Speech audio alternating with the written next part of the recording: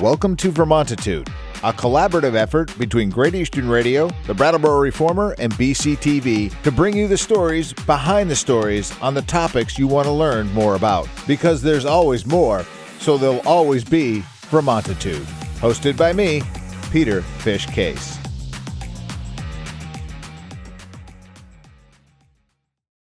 Welcome to Vermontitude. New episodes drop every Tuesday and can be found by going to vermontitude.com, reformer.com, brattleboro.tv, and locally on Comcast Channel 1078. We come to you from our studios at the Innovation Box on Landmark Hill. I'm Peter Fish Case, and each week I cover the topics that are of concern to Windham County and the towns that reside within its borders. Joining us today is Bob Audette from the Reformer. We haven't done this in a while, just a little kind of a shake-up and see what's going on, see if he has any new information for us. Welcome, sir. Good morning. It's good to see you again. Yeah, it's been about a year. It's been a minute. It definitely has. All right, let's get right into it. I mean, one of the bigger topics, of course, as if you're just tuning in, I am a select board member. So some of the views and things that I share will be my personal opinion, do not reflect that of the board. But we are going to talk a little bit about the Hinsdale Bridge. All right. So tell us what you're hearing from your perspective and what you've been told.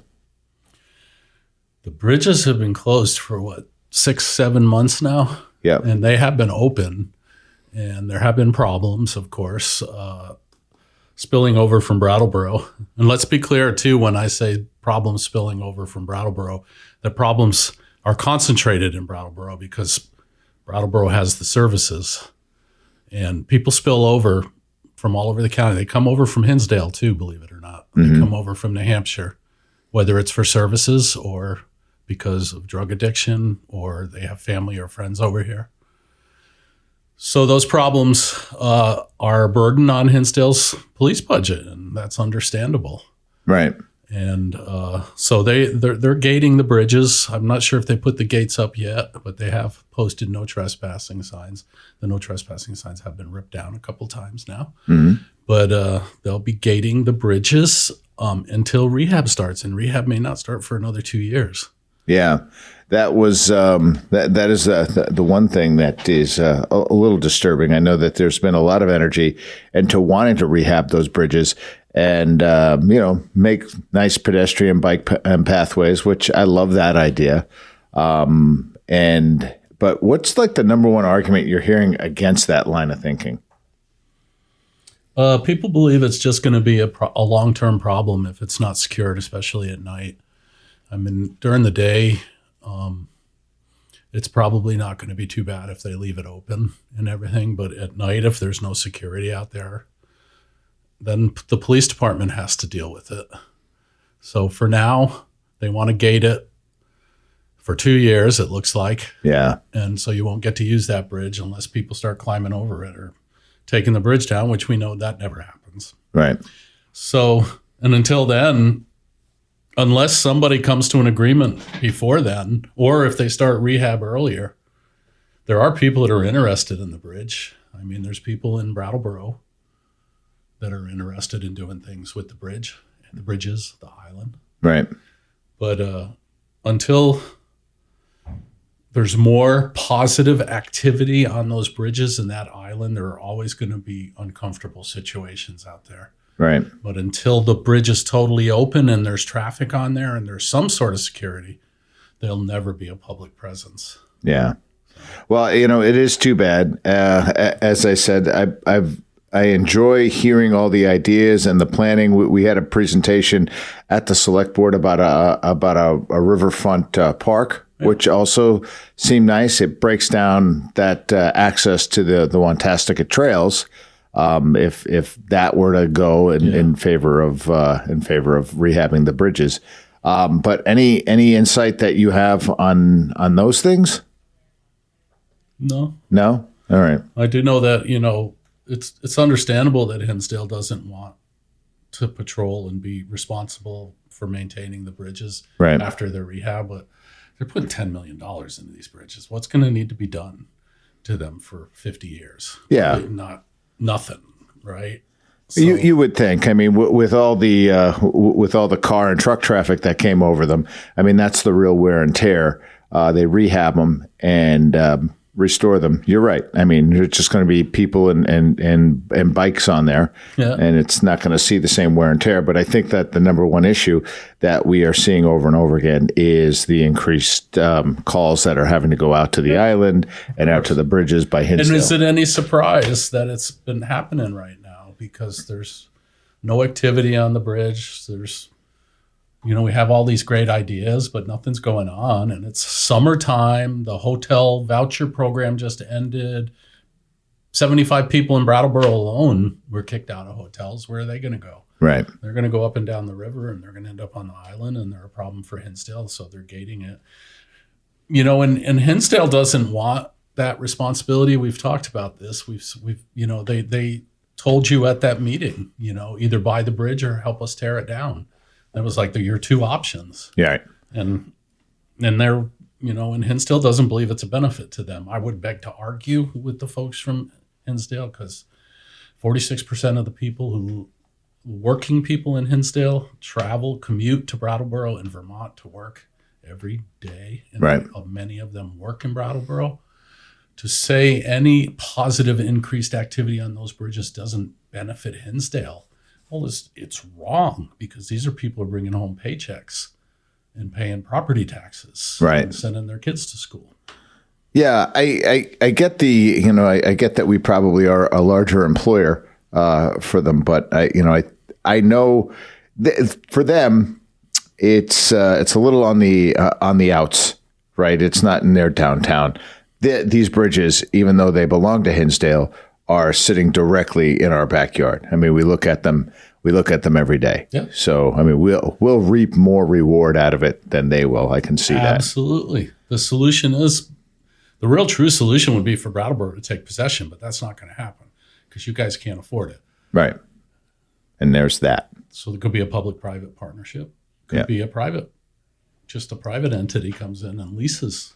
There's people that are interested in leasing at least the Brattleboro Bridge, the Anna Hunt Marsh Bridge. Yeah. And they've said they're willing to supply security, probably be gated at night still. But there are solutions here, and they're not tear it down, or buy it, or Brattleboro buy it. Right. Well, there are solutions, and I think that we have to, come to the table. I know that in the last select board meeting, it left Brattleboro to have the open conversations as to whether we have a willing participant in that is something altogether different. Well, I hope that I know that the Hinsdale Select Board is reasonable, and Board of Selectmen, excuse me, they're reasonable people, and I think if you're pleading the economic development of the region, it's really your number one argument when it comes to, the benefit of the bridges, what you have, what you could have, what you won't have if the bridges are torn down. Right. So, yeah. So let's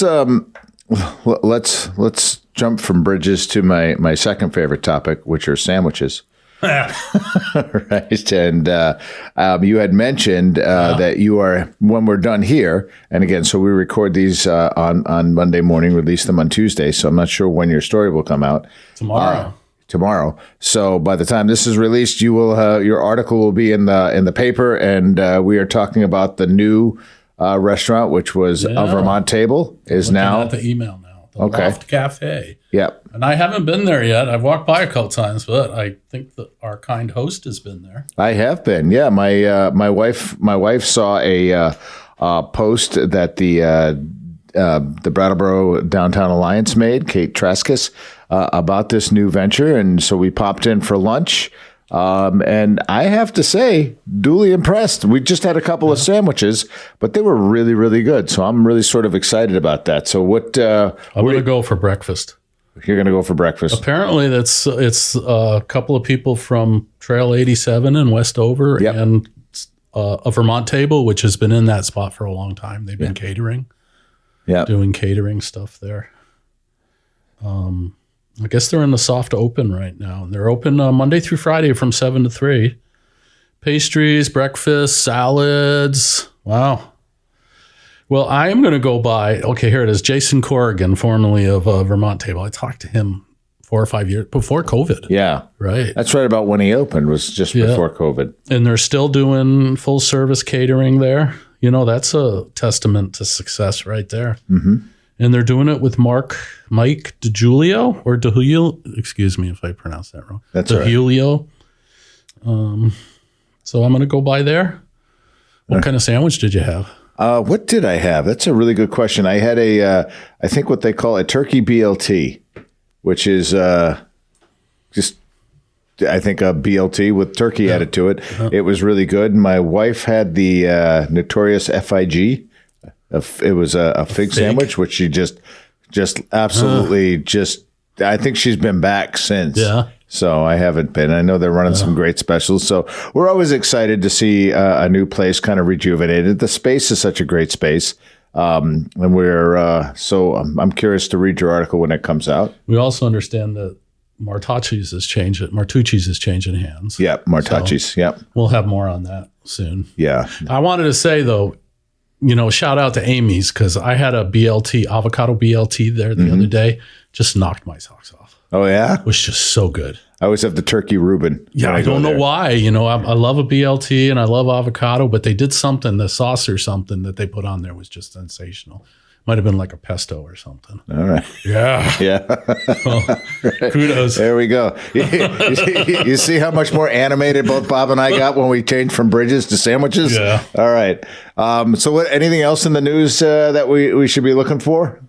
Well, you guys announced, the substation at Flat Street. We're going to start working on that. Yep. Or get bids. No, we have bids, right? We have a bid. Contractor. We approved the bid and the contractor and moving forward. So that's a permanent home for Brat then, right? Yeah. For the resource team. Yep. And I think a couple of officers as well. That's great to have that right there downtown. Yeah. Where it needs to be. And people worried about moving around, but people will just go somewhere else and start trouble. I don't think so. I think we finally got our arms around it.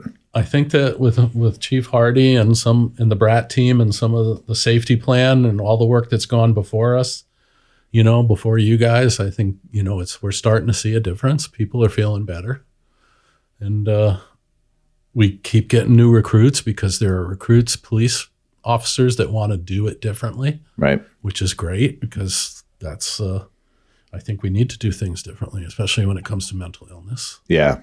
No, we are really fortunate as to some of the officers that we have that seem to really but that's a testament to Chief Hardy. She knows how this town wants to be kind of served, and she's really reaching out and doing that in largely. So that's good. Yeah, I'm excited for the substation. I think it's going to be a real positive step forward. And then, when the bridges are open to the public, we have Brattleboro has his own mini Ponte Vecchio down there. Oh, look at you with the big words. All right. Look it up. Google it. All right, Bob, I know you got some court dates you got to hit, and you're going to go over and do some interviewing, so we'll let you go. It was really good to have you back on the program. Thank you. You too. All right, man. Take care. Good to be here.